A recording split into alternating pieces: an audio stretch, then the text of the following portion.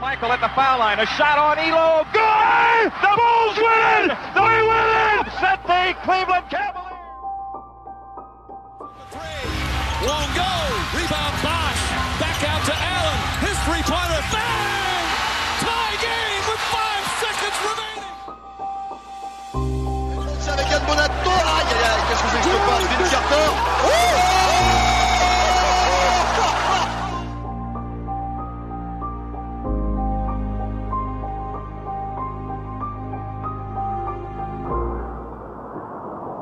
I'm here in Hillsdale, Wyoming.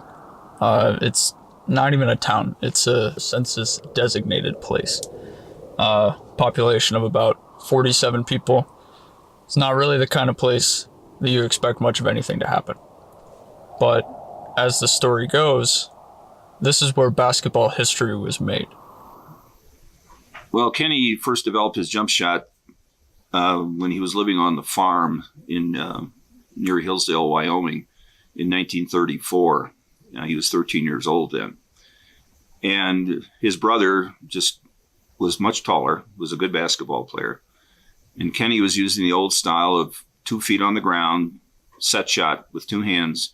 And his brother just kept blocking the ball into his face and telling him he was too short to play basketball. But Kenny, as he proved later on in his life, was just very creative and inventive and always tried to solve problems. So he decided he would jump and shoot to get over his brother. It's the only thing that made any sense to him. Kenny was dribbling around in front of his brother as if he was going to just suddenly stop and shoot, except all of a sudden he goes up in the air and flings the ball up toward the basket in the barnyard. And his brother said he had no idea what Kenny was doing, but he was up and he could jump. He got way up in the air. And in those days, defenders kept both feet on the ground, so his brother wasn't trying to jump and block anything, and he wasn't prepared for Kenny to jump and shoot. But Kenny's first shot, he launched it cleanly, missed everything.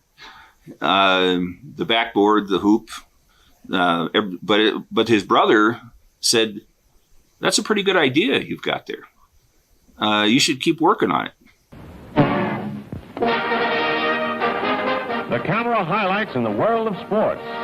The basketball season's grand finale, given greater significance tonight as the American Red Cross reached the $28,000 benefit of Madison Square Garden's capacity crowd, and a killer-diller game it is. I saw Kenny Sailors play 2 games in the 1946 AAU tournament in Denver.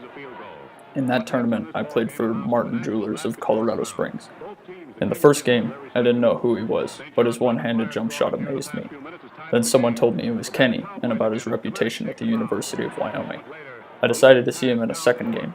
I was mesmerized by his shot and footwork, especially his ability to come to a 2-foot stop off the dribble and go straight up in the air, all while facing the basket.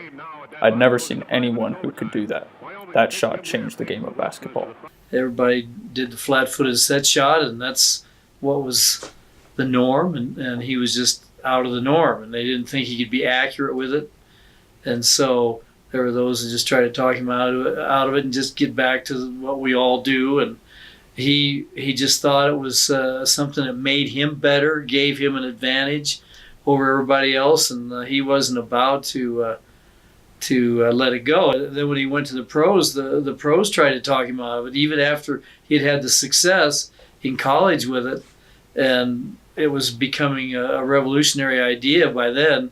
They still try to talk him out of it. So, pioneers often run into all kinds of hurdles and challenges, and that's what he did. But he hung with it, and he revolutionized the game.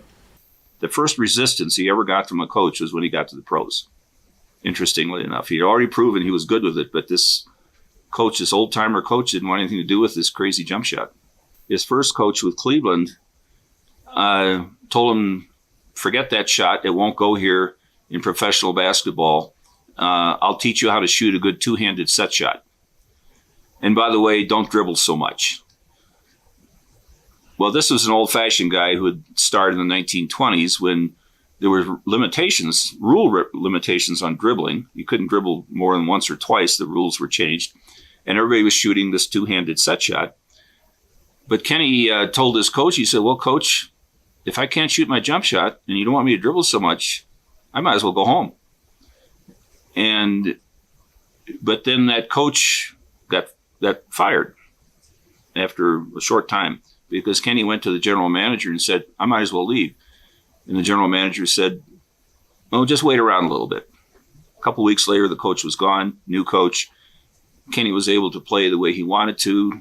And then he was a star as a professional after that. He certainly opened everybody's eyes, and people started saying, maybe that's a good idea. You can shoot over your defender, and so more and more tried to do it. And jump shots took a while to evolve, but you have to think sooner or later someone would have done that. But how long? No telling. So when I was researching this, I learned something. Kenny isn't inducted in the Basketball Hall of Fame, which that just seems insane to me. He single-handedly revolutionized the game of basketball. Whether or not he was the first person to jump and shoot a basketball at the same time, we still use his shot today, the one that we teach our kids, the one that the pros use. It's his shot.